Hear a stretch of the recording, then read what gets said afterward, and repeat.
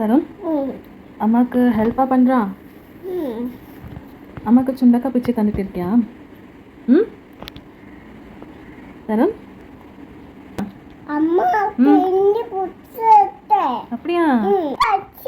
ம் ஆப்பி இது ஆப்பிள் இல்லைம்மா, சுண்டக்காய். சுண்டக்காய் சொல்லு சொல்லு, சுண்டக்காய் சொல்லு.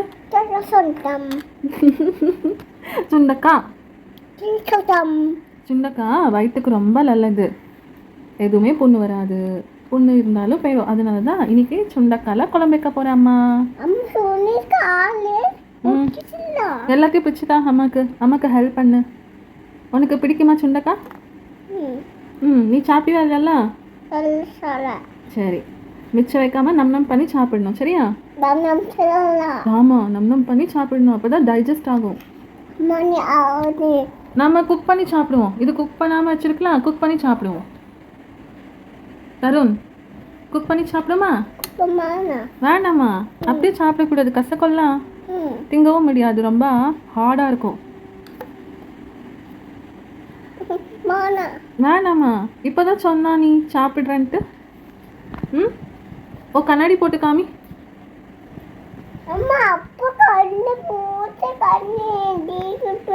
அப்படியா? நீ பார்த்து போடு, கண்ணில் குத்திராம போடு. போடு கண்ணாடியை போடு.